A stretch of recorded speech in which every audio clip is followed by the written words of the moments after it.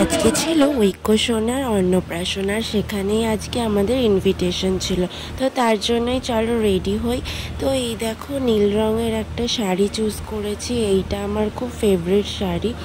কাজটা দেখতে পাচ্ছ শাড়িতে রয়্যাল ব্লু কালারের কি সুন্দর জারি ওয়ার্ক করা আছে। তো এই শাড়িটা আমার মায়ের, আমার বাবা মাকে খুব শখ করে কিনে দিয়েছিল। তো আমার শাড়িটা এতটাই ভালো লাগে যে আমি মার থেকে চেয়ে পরে নিয়েছিলাম। আর এই শাড়িটা আমারও খুব পছন্দের। তার সাথে যে অর্নামেন্টসগুলো পরেছি ওগুলো যে আমি বিজনেস করি ওখান থেকেই কেনা। তো তোমাদের যদি অর্নামেন্টসগুলো ভালো লাগে তাহলে আমাকে ইনবক্স করতে পারো। আর আমার লুকটা আজকে কীরকম লাগছে তোমরা একটু কমেন্টে বলো।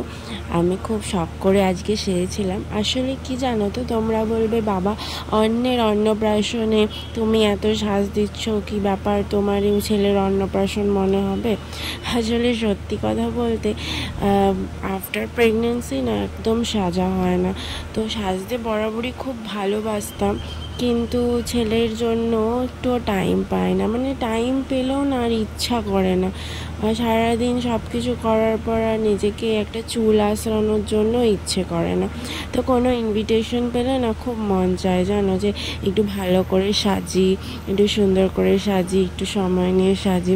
কিন্তু তার মাঝখানে এই যে আমার ছেলে বারবার ইন্টারাপ্ট করতে চলে আসবে, আমার সমস্ত জিনিসপত্র নিয়ে নাড়াঘাটা করে একসা করে দেবে। কিন্তু ঠিক আছে, তাও আমাকে সাজতে দেয়।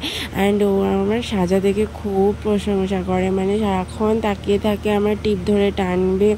ও মানে বলতে পারে না, কিন্তু বলতে চাই যে মা তোমাকে না খুব সুন্দর লাগছে। তো আমিও সাজি। তো আমার লুকটা কীরকম লেগেছে তোমরা বলো।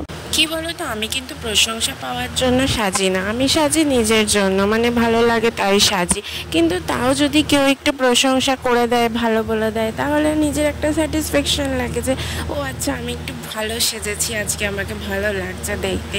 তো আমার বরের থেকে আমি কখনো এই এক্সপেকটেশনটা মানে করিই না যে ও আমাকে কখনো ভালো লাগছে এটা বলবে। আসলে আমি যদি কখনো মেকআপ বেশি করি না, ও বলবে ও বাবা মুখে এক গাদা সাদা ময়দা মেখে নিয়েছো, এই কীরকম সাদা লাগছে, এই কি ক্যাটকাটা লিপস্টিক পরে নিয়েছো।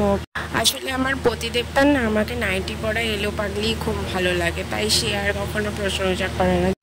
যাই হোক, আমার ছেলে দেখো আবার পোজ দিয়ে একেবারে বসে গেছে মহারাজার মতো। তো আজকের ভিডিওটা এইটুকুই, তোমাদের সাথে অনেক মনের কথা শেয়ার করলাম, গল্প করলাম। তোমরাও আমার সাথে একটু গল্প করো, ভালো লাগে তো কমেন্ট করো, লাইক করো, ফলো করে দিও, আর আমার চ্যানেলটা সাবস্ক্রাইব করতে ভুলো না। টাটা।